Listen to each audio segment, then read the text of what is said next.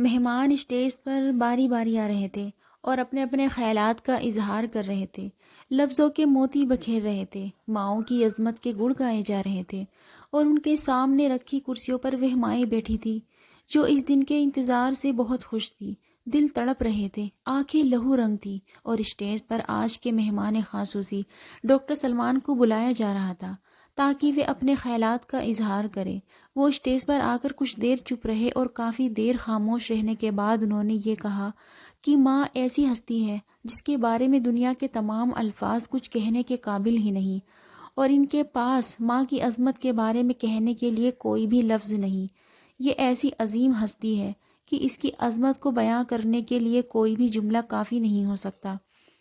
پھر اسٹیج سے نیچے اتر آئے بنا کچھ اظہار کیے۔ اب وہ اپنے مہمانوں سے اجازت لے رہے تھے۔ اب وہ اور یہاں رک نہیں سکتے تھے کیونکہ ان کی ہمت ٹوٹ جاتی اور وہ سب کے سامنے بکھرنا اور ٹوٹنا نہیں چاہتے تھے۔ یہ دن ان پر بہت بھاری گزرتا تھا۔ وہ اپنی زندگی کا کوئی لمحہ ایسا نہیں گزرنے دیتے جب وہ اپنی ماں کو یاد نہ کرتے ہو۔ ان کی گاڑی گھر کی طرف رواں تھی۔ ان کا جی چاہ رہا تھا کہ وہ خوب روئے، اتنا کہ ان کی تڑپ، ان کا درد ان تک پہنچ جائے جو ان سے دور، بہت دور جانے کی جگہ اپنے سلمان کے سکھ کے لیے چھپ گئی ہے۔ وہ اس کی جان تھی، ماں تھی، دوستی تھی، جو اپنے بچوں کے لیے جیتی تھی، سلمان کے لیے ہنستی تھی، اسی کے لیے روتی تھی۔ ہاں، یہ ضرور ہے کہ مائیں سب ایک طرح کی ہوتی ہیں، چاہے وہ دنیا کے کسی بھی کونے میں رہتی ہو، لیکن اس کی ماں ایک خاص تھی، تمام ماؤں سے الگ تھی۔ سلمان کو تو ایسا ہی لگتا تھا۔ اسے وہ گھر یاد آ رہا تھا جو کسی انسان کے رہنے کے قابل تو نہ تھا، مگر سلمان کی یادیں اسے واپس آتی۔ اس کی ماں، اس کا گھر، اس کا باپ، اس کے گھر کی دیواریں، کچا صحن، سب اس کے ذہن میں بسی یادوں کا حصہ تھی۔ اسی گھر میں اس کی ماں کے خواب تھے جنہیں وہ ہنسی خوشی دیکھا کرتی۔ اسے لگتا ماں کو کبھی بھی رونا نہیں آتا، ماں کے چہرے پر ایک خوبصورت مسکان ہوتی، ماں کے دن کی صبح مسکراہٹ اور خوشی کے بھرپور دن سے ہوتا۔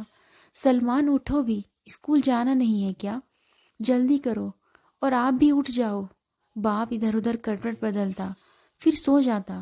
ان کی نوکری تو تھی نہیں، وہ آرام سے اٹھتے تھے، پھر سارا دن نوکری کی تلاش کرتے، شام کو تھک کے گھر آ جاتے۔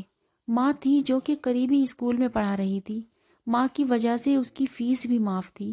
ماں کو چپ رہنے کی عادت نہ تھی، وہ بولتی اور خوب بولتی تھی۔ ان کے دم سے ہی تو گھر میں رونق تھی۔ وہ سلمان سے اور اپنے شوہر سے بہت محبت کرتی تھی۔ جانے کس مٹی کی بنی تھی، کوئی شکوہ، کوئی شکایت ان کے منہ سے نہیں نکلتی تھی۔ ماں کی تنخواہ اتنی نہ تھی کہ گزارا آسانی سے ہو پاتا تھا۔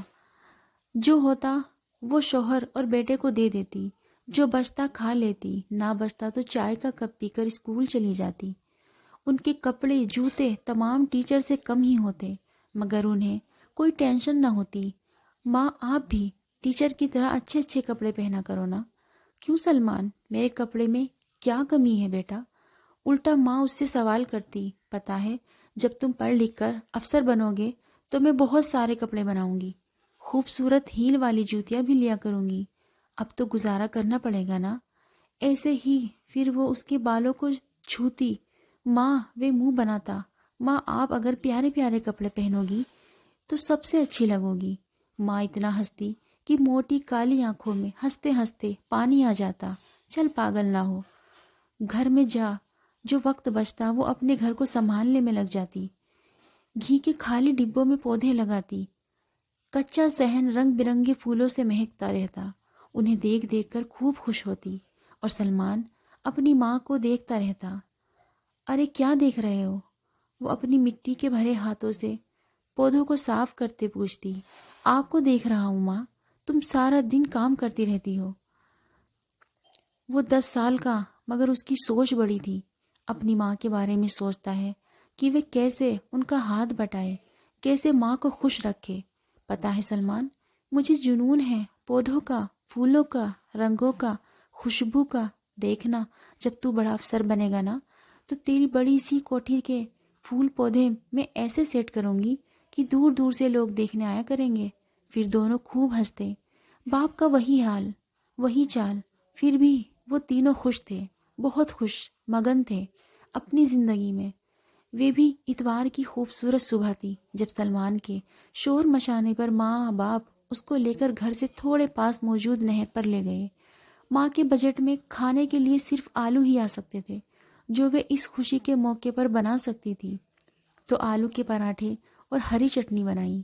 باپ سائیکل چلا رہا تھا۔ یار سلمان، تم بھی نا، کیا ضرورت تھی اس پنگے کی؟ اپنی بیوی اور اپنے بیٹے کا بوجھ اٹھائے ہوئے تھا، شاید تھک گیا تھا تو چڑ کر بولا، بوس دیکھنا، ایک دن اپنا سلمان ہمیں اپنی لمبی سی کالی گاڑی میں بٹھا کر خوب گھمایا کرے گا۔ اپنا موڈ صحیح کرو بوس، ماں ابو کو کہہ رہی تھی۔ جب وہ بہت زیادہ خوش ہوتی تو ابو کو بوس ہی کہا کرتی تھی۔ اوکے بابا، ٹھیک ہے۔ ابو ہنس رہے تھے۔ محبت بھرے اس چھوٹے سے گھرانے نے اپنی زندگی کی مصیبتیں اپنی محبتوں کے سائے میں لپیٹ دیا تھا۔ پھر ان کی زندگی میں ایسا موڑ آیا جس کا کسی نے سوچا بھی نہ تھا۔ ابو ہار گئے تھے۔ ان کی زندگی میں آئی مشکلوں کے ہاتھوں تنگ ہونا شروع ہو گئے تھے۔ ان کی ڈگریاں دھری کی دھری رہ گئی تھی۔ سارا دن نوکری کی تلاش میں دھکے کھانے کے بعد جب وہ گھر لوٹتے تو چپ چاپ آ کر لیٹ جاتے۔ بیوی بچوں سے ان کا ہنسی مذاق ختم ہو چکا تھا۔ ماں خوب تسلی دیتی، مگر ابو بالکل ہی دل چھوڑ چکے تھے۔ اس روز ماں کی طبیعت صبح سے ہی خراب تھی، اس لیے انہوں نے آج اسکول سے چھٹی لی تھی۔ سلمان کے پیپر ہو گئے تھے، وہ بھی گھر پر ہی تھا۔ آج ابو بے چین تھے، لگتا تھا کچھ کہنا چاہ رہے ہیں مگر کہہ نہیں پا رہے۔ کیا بات ہے بوس؟ جو دل میں ہے کہہ دو نا، آپ کچھ کہنا چاہ رہے ہو۔ ماں تو ان کے دلوں کا حال جان لیتی تھی، تو ابو سے پوچھ ہی لیا۔ وہ کچھ کہتے کہتے رک گئے تھے۔ کچھ نہیں، تھک گیا ہوں اس زندگی سے، کب تک میں اچھی امیدوں کے سہارے جیتا رہوں؟ جب میں نے بار بار پوچھا تو وہ چیخ پڑے، زندگی میں ہمیں بہت کچھ دیکھنا اور سہنا پڑتا ہے، دکھ درد بھی، لیکن تمام عمر یہ سب ساتھ نہیں رہتے۔ ہمارے برے دن بھی گزر جائیں گے اور انشاءاللہ یہ دن ضرور ختم ہوں گے۔ پھر ہمارا سلمان، ماں نے میری طرف اشارہ کر کے ابو کو کچھ کہنا چاہا۔ شاید وہ انہیں میری کامیابی کی خواب دکھانا چاہ رہی تھی جو کہ وہ میرے حوالے سے دیکھا کرتی تھی، مگر ابو نے ان کی پوری بات ہی نہ ہونے دی۔ بس کرو، تمہاری بات تو بس سلمان کی کامیابی پر آ کر رک جاتی ہے، کیا معلوم تب تک میں رہوں نہ رہوں اور اس آس میں زندگی کی ٹھوکریں کھاتا رہوں۔ ماں ابو کے قریب آ گئی تھی، شاید انہیں دلاسا دینے، شاید ماں آس کا جگنو ان کے ہاتھ میں تھما کے آ کے کھڑی تھی۔ میں نے اب راستہ تلاش کر لیا ہے۔ ابو کی آواز دھیمی تھی۔ کیا راستہ؟ وہ ابو شاید کچھ کہنا چاہ رہے تھے مگر ہمت نہیں کر پا رہے تھے۔ کہو نا بوس، کیا راستہ تلاش کیا ہے؟ وہ آسیہ ملی تھی تو نہ جانے ماں کے چہرے پر کیا تھا جو مجھے سمجھ نہیں آیا، مگر مجھے ماں کا وہ چہرہ آج بھی یاد ہے۔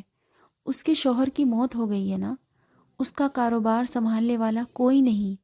اس نے مجھے آفر کی ہے کہ اب وہ بول تو رہے تھے مگر وہ ماں سے نگاہیں نہیں ملا پا رہے تھے۔ ماں چپ چاپ سن رہی تھی۔ انہوں نے ابو سے کوئی سوال نہیں کیا، اور میں آسیہ سے نکاح کر رہا ہوں۔ اب ابو نے میرے اور ماں کے سر پر بم پھوڑا تھا۔ اپنی ماں کا وہ چہرہ میں آج تک نہیں بھلایا۔ ان کے چہرے کا رنگ میں آج بھی دل پر محسوس کرتا ہوں۔ کمرے میں تینوں خاموش تھے۔ کہنے والا کہہ گیا تھا، ان کی بات کا کسی کے پاس کوئی جواب نہ تھا۔ میری ماں کمال کی فنکار تھی۔ انہوں نے تو اپنے درد کو بھی کسی کو نہ دکھایا تھا۔ انہوں نے تو کبھی کوئی شکایت کسی سے نہ کی تھی۔ آج بھی وہ خاموش تھی۔ چلتا ہوں، یہ کہہ کر اٹھ کھڑے ہوئے۔ وہ جا چکے تھے۔ آج میں نے پہلی بار ماں کے چہرے پر مسکراہٹ نہیں دیکھی تھی۔ آج میں نے پہلی بار ان کی آنکھوں کو نم دیکھا تھا، اور آج پہلی بار میری ماں نے مجھے سینے سے لگا کر نہیں سلایا تھا۔ ہم دونوں چپ چاپ تھے، دونوں کے پاس کہنے کو کچھ نہ تھا۔ ہم دونوں کا بہت کچھ چھن گیا تھا۔ کون کس کو تسلی دیتا، کون کس کو دلاسا دیتا۔ رات دبے پاؤں گزر ہی گئی تھی۔ اگلی صبح ایک عجیب سی صبح تھی۔ وہی کچن میں کھٹ پٹ ہو رہی تھی، مگر ماں کی آواز خاموش تھی۔ روٹین کے مطابق ہم اپنے اپنے کام کی تیاریاں کر رہے تھے۔ ماں نے کھانا میرے آگے رکھ دیا، بغیر ایک دوسرے کو کچھ کہے ہم ناشتہ کر رہے تھے۔ ہماری زندگی کی روٹین وہی تھی، مگر اداسی اور خاموشی نے ہمارے گھر میں ڈیرے ڈال رکھے تھے۔ پھر ایک دن ابو آئے، ان کی زندگی میں بدلاؤ آ گیا تھا۔ مہنگے سوٹ اور جوتے اور چہرے پر نکھار تھا۔ شاید وہ اپنی زندگی میں حد سے زیادہ خوش تھے۔ ماں اور میرے لیے کچھ گفٹ لائے تھے۔ انہوں نے ماں کو لفافے میں کچھ پیسے دینے چاہے، مگر میری خوددار ماں نے روک دیا۔ میرا اور صبر نہ آزماؤ، ہم ان خوشیوں کے بغیر بھی جی سکتے ہیں۔ میں اپنا اور اپنے بیٹے کا خیال رکھ لوں گی، اور آئندہ یہاں مت آنا، ہمیں بھول جاؤ پلیز ابو۔ کچھ دیر گمسم ہم دونوں کو دیکھتے رہے۔ کہنے لگے، میری نئی بیوی بھی یہی چاہتی ہے کہ میں تم سے کوئی مطلب نہ رکھوں، یہی بتانے آیا تھا۔ اور پھر وہ اٹھے اور اپنے گھر واپس چلے گئے تھے۔ وہ رات ہم دونوں ماں بیٹے پر بہت بھاری تھی۔ تو کیا ابو کی ہمارے لیے محبت بس اتنی سی تھی کہ ذرا سی خوشی آئی تو وہ ہماری زندگی سے نکل گئے، اور اب انہیں کوئی ملال بھی نہیں ہے؟ ماں نے کہنے کو تو کہہ دیا تھا کہ وہ اپنا اور اپنے بیٹے کا خیال رکھ لے گی، مگر یہ سب بہت مشکل لگ رہا تھا۔ ایک جوان عورت کا مرد کے بغیر اکیلے رہنا بہت مشکل ہے۔ ہمارے لیے مشکلیں اور بڑھ گئی تھی۔ بے شک ابو نے نوکری نہیں کی تھی، مگر کچھ نہ کچھ تو کر ہی لیتے تھے۔ جہاں دل جمتا وہاں کچھ مہینے گزار بھی لیا کرتے تھے۔ تبھی مہینوں گھر پر بھی رہتے، مگر اب تو صرف ماں کی تنخواہ سے گزارا بہت مشکل ہو رہا تھا۔ گھر کا کرایہ، میری فیس، گھر کا خرچہ، زندگی میں مشکلیں تو پہلے ہی بہت تھی، مگر اب تو جینا ہی مشکل ہو رہا تھا۔ پھر ایک اور آزمائش ہمارے سامنے آ کھڑی ہوئی۔ ماں کے اسکول کا مالک اپنے اسکول کو ختم کر رہا تھا۔ ہماری روزی ختم ہو رہی تھی۔ پھر ایک دن ماں کی ملازمہ کا سلسلہ بھی ختم ہو گیا۔ ماں نے بہت کوشش کی، مگر ناکام رہی۔ گھر میں ٹیوشن سینٹر کا بورڈ لگا دیا، مگر ہمارا علاقہ ایسا تھا کہ بہت کم فیس میں بچے پڑھنے والے تھے۔ پہلے تو ماں کی وجہ سے میری اسکول فیس معاف تھی، مگر اب فیس نہ دینے کی وجہ سے اسکول والوں نے وارننگ دے دی تھی۔ میرے صابر ماں کا صبر اب جواب دے دیا تھا۔ میری بہادر ماں کا حوصلہ ٹوٹ رہا تھا۔ کبھی میری یونیفارم تو کبھی جوتوں کو لے کر میرے اسکول میں پرنسپل کے سامنے پیشی ہوتی۔ یہ تمام باتیں میری حوصلہ ماں کو اندر ہی اندر ختم کر رہی تھی۔ پھر وہ وقت بھی آیا کہ فیس نہ دینے پر مجھے اسکول سے نکال دیا گیا۔ اس دن میری ماں کے آنسو تھے کہ کم تھم ہی نہیں رہے تھے۔ صبح ماں کی آواز سے ہی میری آنکھ کھلی تھی۔ ماں کو کام پر جانا تھا، نہ میں اسکول۔ ایک دوسرے سے کچھ بولے بغیر ہی ایک دوسرے کے دکھ محسوس ہو رہے تھے۔ ماں میرے چہرے کو بار بار دیکھ رہی تھی، شاید کچھ کہنا چاہ رہی تھی، مگر کہہ نہیں پا رہی تھی۔ سلمان، مجھے کچھ کام ہے بیٹا، ابھی تھوڑی دیر میں آتی ہوں، تم گھر کا خیال رکھنا۔ میں نے ہاں میں سر ہلایا اور سوچا کہ شاید ماں اب کسی نئی نوکری کی تلاش میں نکلی ہے۔ ماں کو گئے 2 گھنٹے ہو گئے، تبھی دروازہ بجا۔ دروازہ کھولا تو سامنے ابو تھے۔ کیسے ہو بیٹا؟ میں تمہیں لینے آیا ہوں۔ سوری، اب میں آپ کے ساتھ نہیں جاؤں گا، آپ جاؤ یہاں سے، میں اور میری ماں رہ لیں گے آپ کے بغیر، تمہیں میرے ساتھ ہی جانا ہوگا۔ یہ میرا نہیں، تمہاری ماں کا فیصلہ ہے۔ یقین نہیں آتا تو یہ دیکھ لو۔ اور وہ کمرے میں آ چکے تھے۔ انہوں نے دیوار پر لگی تصویر کے پیچھے سے کاغذ میرے ہاتھ میں تھما دیا۔ ماں کی لکھائی میں خوب پہچانتا تھا، وہ میرے نام ماں کا خط تھا۔ میرے بچے، آج ممتا ہار گئی ہے۔ میں اپنی محبت کا توق تمہارے گلے میں ڈال کر تمہیں زندگی میں اور دکھ نہیں دے سکتی۔ میں تمہارے لیے کچھ نہ کر سکی، مجھے معاف کر دینا۔ میرے بچے، تمہیں اپنے ساتھ رکھ کر میں در بدر کی ٹھوکریں نہیں دلوانا چاہتی۔ میں نے تمہاری کامیابی کے بارے میں بہت اونچے اونچے خواب دیکھے تھے۔ تمہیں اپنے ساتھ رکھ کر میں تمہارے بارے میں دیکھے گئے خوابوں کو پورا نہیں کر پاؤں گی۔ میری اچھا ہے تم اپنے باپ کے ساتھ چلے جاؤ۔ ویسے بھی اب تک تو میں تمہاری زندگی سے بہت دور جا چکی ہوں گی۔ ابو نے بتایا کہ کل ماں کا فون آیا تھا۔ انہوں نے کہا تھا کہ میں سلمان کو تمہارے حوالے کر رہی ہوں۔ اگر سلمان کو یقین نہ آئے تو اسے میرا خط پڑھا دینا۔ جو کہ تصویر کے پیچھے میں نے لکھ کر رکھ دیا ہے۔ ابو بولتے جا رہے تھے اور میں آنسو بہا رہا تھا، اور پھر اس گھر میں آ گیا تھا جہاں رہنے کا ہم ماں بیٹے نے کبھی بھی نہیں سوچا تھا۔ مجھے ابھی تک یقین نہیں آ رہا تھا کہ میری ماں میرے لیے اتنی بڑی قربانی دے سکتی ہے۔ ابو کی بیوی نے میرے آنے پر کوئی اعتراض نہیں کیا تھا، یہ میں نہیں جانتا، مگر میں نے دیکھا کہ میری وجہ سے دونوں میاں بیوی میں کوئی تناؤ نہیں تھا۔ شاید وہ ایسا کر کے ابو کے دل میں اپنے قدم اور جما رہی تھی۔ وہ ابو کی یونیورسٹی سے تھی، ابو سے بہت محبت کرتی تھی۔ سونے چاندی کی دیوار نے پہلے دونوں کو ایک نہ ہونے دیا تھا، مگر وہ ابو کی دیوانی تھی تو قدرت نے خود اس کے راستے آسان کر دیے۔ شاید یہی وجہ تھی کہ ابو نے مجھے یہاں لانے میں کوئی اعتراض نہیں کیا تھا۔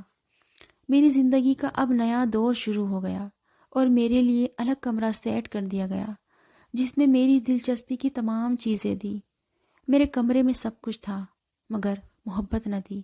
ابو آتے، کچھ دیر کے لیے کھڑے کھڑے میرا حال اور اسکول کی رپورٹ پوچھتے اور پھر چلے جاتے۔ میری دوسری ماں نے تو کبھی یہ بھی ہمت نہیں کی تھی۔ جانے اس کے دل میں کیا تھا میرے لیے، شاید نفرت یا پھر رحم، مگر جو بھی تھا میرے باپ کی محبت میں کر رہی تھی۔ میں رات کو اکثر ڈر کے مارے اٹھ جاتا، مجھے اکثر ڈر کے مارے نیند نہیں آتی، مگر کیا کرتا، مجھے اب اسی طرح جینا تھا۔ سخت رویوں اور ڈر کے ساتھ میری زندگی میں اب سب کچھ تھا جس کی ہر کوئی اچھا کرتا ہے، مگر پھر بھی میں خوش نہ تھا۔ مجھے اپنا ٹوٹا پھوٹا گھر حد سے زیادہ یاد آتا تھا، جہاں کچھ نہ تھا مگر میری ماں کی محبتوں کے سائے میں تھا۔ میں نے اپنی زندگی کا مقصد پڑھائی کو بنا لیا تھا۔ میں آگے بڑھتا جا رہا تھا، منزل کو پانے کا جنون بڑھ رہا تھا، کیونکہ یہ میری ماں کا خواب تھا جس کی خاطر اس نے مجھے خود سے جدا کیا تھا۔ ماں نے ہم دونوں کے لیے جدائی کا درد سہن کیا تھا، اسی وجہ سے تو کیا تھا کہ میں زندگی میں کچھ حاصل کر لوں، تو میں اس کو پانے کے لیے دن رات ایک کیے ہوئے تھا۔ ابو میرے رزلٹ دیکھتے تھے، میں کھانے کی میز پر چپ چاپ کھانا کھاتا، کسی کو کوئی پرواہ نہ ہوتی کہ کھایا بھی ہے یا نہیں۔ کبھی کسی نے میری پسند کی ڈش کا نام بھی نہیں پوچھا تھا۔ جیسے ہی بڑا ہوتا گیا میرے اندر ماں کی جدائی کا احساس ہوتا گیا۔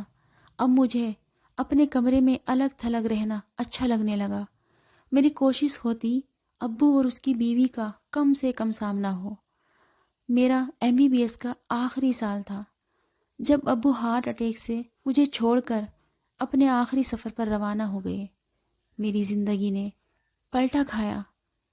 ابو کی وفات کے بعد ان کی بیوی نے کاروبار کو وائنڈ اپ کرنا شروع کر دیا اور ہمیشہ کے لیے یوروپ شفٹ ہونا چاہ رہی تھی۔ میں نے چپ چاپ اپنا سامان اٹھایا اور دوست کے کہنے پر اس کے ساتھ چلا آیا، کیونکہ وہ میرے حالات جانتا تھا۔ جب تم کمانے لگو گے نا تو سب سے پہلے میرا حساب چکا دینا، اب پلیز مجھے نہ روکو۔ میرے دوست نے کافی سارے روپے میری جیب میں ڈالتے ہوئے پیار سے کہا۔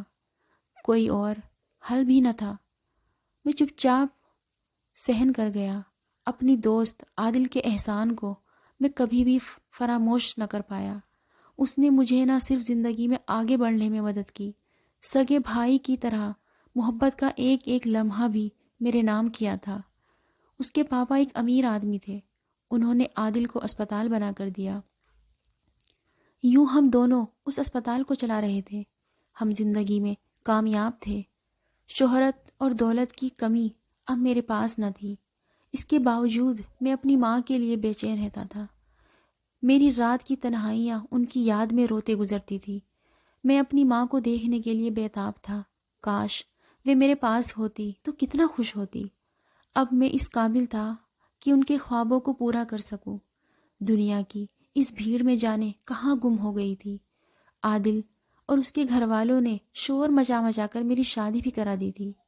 اب میرے 2 بچے، روحی اور سعد، میری بیوی مجھ سے محبت کرتی تھی۔ میں اپنے گھر کو ماں کے خوابوں کے مطابق بنانے کی کوشش کرتا تھا۔ میرا گھر پھولوں سے مہکتا تھا۔ جو پھول پودے میری ماں کو پسند تھے وہ سب میرے گھر میں باہر دکھاتے تھے۔ جس رنگ کی گاڑی میری ماں کو پسند تھی میں نے وہی گاڑی خریدی تھی۔ میرے کچن میں وہ سب کچھ تھا جو میری ماں خوشی سے سوچا کرتی تھی۔ لوگ کہتے ہیں کہ یہ ڈاکٹر بد مزاج ہے، مغرور ہے، اکڑو ہے، بمشکل مسکراتا ہے۔ بے شک یہی سچ تھا۔ میں تو اندر سے اس قدر ٹوٹ پھوٹ کا شکار تھا کہ کبھی دل ہی نہیں کرتا تھا مسکرانے کو۔ تبھی ایک دن اوپر والے نے مجھے ایک ایسا منظر دکھایا۔ ہاں، برسوں بعد میں نے اپنی ماں کو دیکھا تھا۔ وہ سرکاری اسپتال تھا جس کی شروعات میرے ہاتھوں سے ہونی تھی۔ وہ کوئی معمولی گاؤں تھا۔ کپڑے کے تھیلے کو مضبوطی سے تھامے صرف چپل اور دھول کے خراب ہو چکے کپڑوں میں وہ میری ماں ہی تھی۔ وہ تھکی تھکی شاید کسی سواری کے انتظار میں تھی۔ میں اپنے حواسوں میں نہ رہا۔ میں نے گاڑی تیزی سے ان کے پاس روکی۔ گاڑی کے ٹائر چرچرائے۔ ماں ڈر گئی، چونکی اور 2 قدم پیچھے ہٹی۔ ماں، میری چیختی آواز ان کے کانوں میں پہنچی تو انہوں نے چونک کر میری طرف دیکھا۔ میں لوگوں کی پرواہ کیے بغیر ان سے لپٹ گیا۔ ماں منہ کھولے کھڑی تھی۔ وہ گمسم تھی، شاید وہ مجھے پہچان نہیں پا رہی تھی۔ میں آپ کا سلمان ہوں، میں روتے روتے کہہ رہا تھا۔ وہ کمزور سفید بالوں والی میری ماں میرے مضبوط بازو میں تھی۔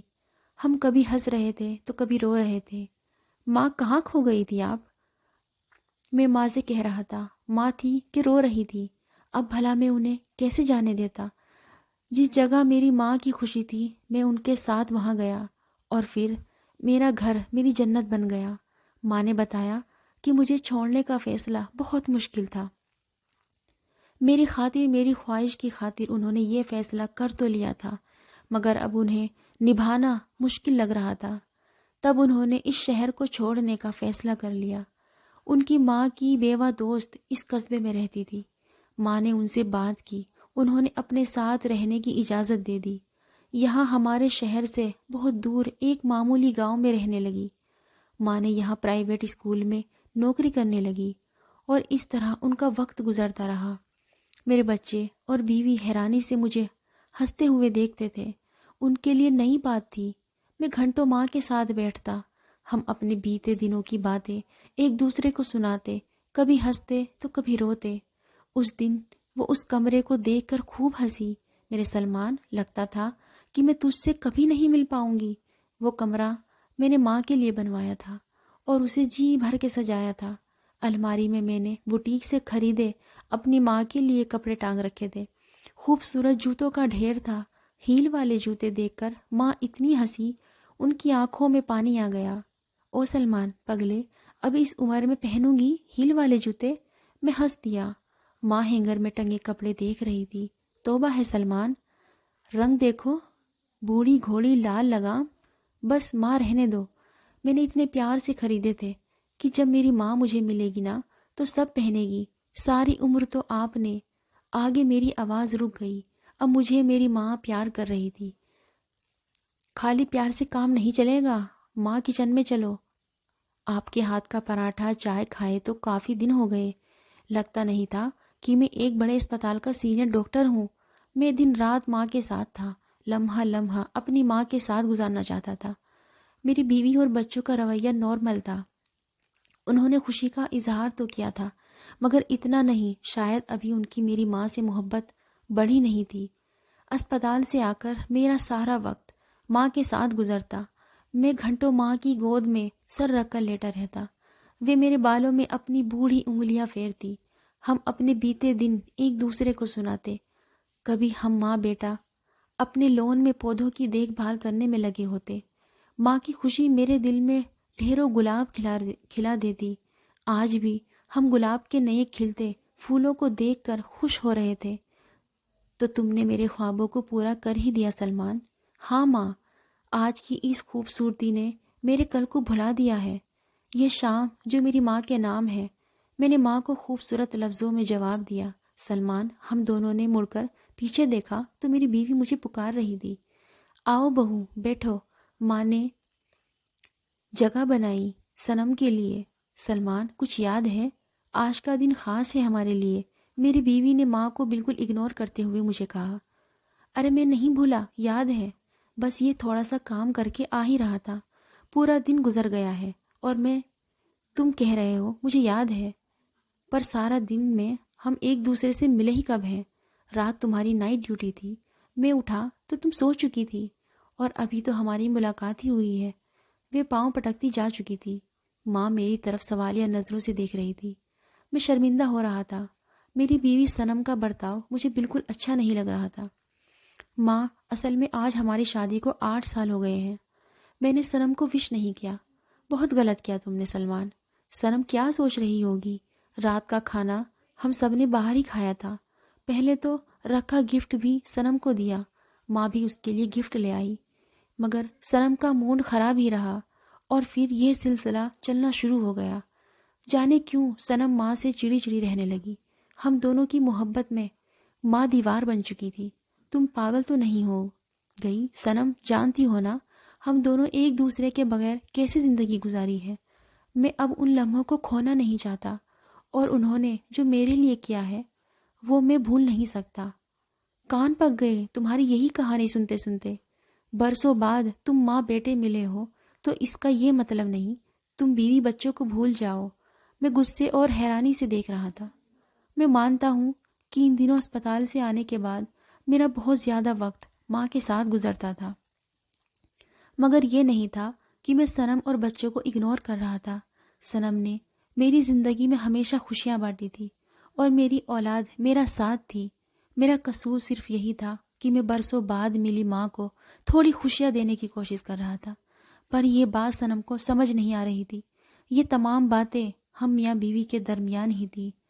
میں نہیں چاہتا تھا کہ ماں کو اس کی بھنک بھی لگے، مگر ماں سب سمجھ رہی تھی، کیونکہ صنم کا رویہ ان کے ساتھ بالکل بھی نارمل نہیں تھا۔ صنم کا زیادہ وقت گھر سے باہر گزرتا۔ ڈیوٹی کے بعد وہ اکثر اپنی ماں کے گھر چلی جاتی۔ بچے بھی اکثر اسکول سے واپسی پر نانی کے یہاں چلے جاتے۔ وہ شاید مجھے خود سے اور بچوں سے دور کر کے اپنی اہمیت جتانا چاہ رہی تھی، لیکن میں غلط نہ تھا۔ میں نے بھی اسے اگنور کرنا شروع کر دیا۔ میں سوچتا تھا کہ اگر وہ تھوڑا دل بڑا کر لیتی تو کیا تھا؟ کیا ہم دونوں مل کر ماں کو خوشیاں نہیں دے سکتے تھے؟ کیوں آخر اس نے دوری بنا لی؟ شادی کے دن سے لے کر اب تک میں نے اسے خوشیاں ہی خوشیاں دی تھی، پھر کیوں ایسا کر رہی تھی؟ ماں اب پریشان رہنا شروع ہو گئی۔ وہ جانے کیا سوچ رہی تھی، ان کا دھیان کہاں ہوتا اور گمسم سوچوں میں گھری رہتی۔ سلمان، تم میری وجہ سے صنم سے ناراض مت ہو بیٹا۔ ماں کی آنکھوں میں آنسو تھے۔ ماں ہمارے بیچ آئی درار کو سمجھ گئی تھی۔ سب ٹھیک ہے ماں، آپ کیوں پریشان ہو رہی ہیں؟ بہو سے کہو گھر لوٹ آئے۔ تم ننھے چوزے نہ بنو، اپنی بیوی بچوں کو وقت دیا کرو۔ ماں نے مجھے ڈانٹا۔ ماں کی خوشی کی خاطر میں صنم کو گھر تو لے آیا، مگر اس نے تو جیسے ضد باندھ لی تھی۔ چھوٹی چھوٹی بات پر کوئی نہ کوئی تماشا کھڑا کر دی۔ اس روز ماں نے میری پسند کا کھانا بنایا تھا۔ میں اپنی ماں کے ساتھ وقت گزارنا چاہتا تھا۔ ماں کچن میں تھی، تب کہ وہ تھک چکی تھی، لیکن میری خاطر خوشی سے کھانا بنا رہی تھی۔ سلمان، آج بچوں کا باہر کھانے کا موڈ ہے۔ صنم کچن میں آئی۔ آج ایسا نہ کرو یار، آج ماں میرے لیے خاص کھانا بنا رہی ہے۔ صنم نے یہ بات اتنی بڑی بنا لی کہ خدا کی پناہ اس کی چلانے کی آواز سے کمرے سے باہر تک آ رہی تھی۔ میں بنا کوئی جواب دیے اپنے کمرے سے نکل کر لاؤنج میں سو گیا۔ ماں کا بنا کھانا شاید کسی نے نہیں کھایا تھا۔ میں نے سوچ لیا تھا کہ صنم کے گھر والوں سے بات کرتا ہوں۔ ہمارے روز روز کی لڑائی جھگڑوں سے بچے ڈسٹرب تھے۔ رات جانے کب تک میں جاگتا رہا۔ صبح دیر سے آنکھ کھلی، گھر میں سناٹا تھا۔ صنم اور بچے جا چکے تھے۔ میں ماں کے کمرے کی طرف چلا۔ ماں اپنے کمرے میں نہ تھی، شاید باہر لون میں ہو۔ میں نے انہیں تلاش کیا، مگر وہ کہیں بھی نہیں تھی۔ کہاں جا سکتی تھی؟ جہاں جا سکتی تھی وہاں جا چکی تھی۔ ان کے تکیے کے نیچے پڑا خط میرے ہاتھوں میں تھا۔ انہوں نے لکھا تھا، میرے سلمان، میری جان، مجھے لگتا ہے میرے آنے سے تمہاری زندگی مشکل ہو گئی ہے۔ تمہارے ہنستے بستے گھر کو شاید کسی کی نظر لگ گئی ہے۔ میرے بیٹے، میں نہیں چاہتی کہ جیسی زندگی تو نے بن ماں کے گزاری تھی، تمہاری اولاد بھی وہ دکھ دیکھے۔ تم جانتے ہو نا اچھی طرح سے کہ میرے بغیر تم نے اپنا وقت کیسے گزارا۔ اولاد کو ماں اور باپ دونوں کی ضرورت ہوتی ہے۔ اللہ تمہارا اور صنم کا سایہ ہمیشہ تمہارے بچوں کے سر پر رکھے۔ میرا کیا ہے بیٹا، میں نے تمہیں زندگی میں کامیاب ہوتے دیکھ لیا ہے۔ یہ تمہارے ساتھ گزرا وقت میری زندگی کو پورا کر دے گا۔ میرے بیٹے، مجھ سے ناراض نہ ہونا۔ میری خاطر یا پھر میرا حکم سمجھ کر صنم کی غلطیوں کو معاف کر دو، اپنے گھر کو ٹوٹنے سے بچا لو۔ میں سعد اور روحی کو سلمان بنتے نہیں دیکھ سکتی۔ مجھے معاف کر دینا میرے بچے۔ ماں کی باتوں کے انگارے جس نے میرے پورے بدن کو جھلسا دیا تھا، وہ جا چکی تھی۔ پہلے انہوں نے میری خاطر دل پر پتھر رکھا تھا، اور اب میری اولاد میرے گھر کی خاطر یہ اتنا بڑا فیصلہ کیا تھا۔ میں بیڈ پر لیٹا تڑپ تڑپ کے رو رہا تھا، مگر وہ میری زندگی سے نکل گئی تھی۔ میری زندگی کی خوشیوں کی خاطر ان کے بغیر بھلا میری کیا خوشیاں اور کیا زندگی تھی۔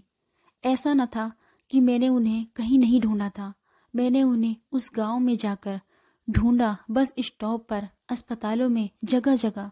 میں نے اپنی برداشت کے مطابق انہیں بہت تلاش کیا، مگر ناکام رہا۔ جانے میری ماں دنیا کے کس کونے میں چھپ گئی تھی۔ صنم اور بچے لوٹ آئے تھے، جیسے کہ ان کی زندگی میں کوئی فرق نہیں پڑا تھا۔ فرق پڑا تھا تو صرف ہم ماں بیٹے کی زندگی میں۔ ماں نے مجھے حکم کی سولی پر ٹانگ دیا تھا اور میں سولی چڑھ گیا تھا۔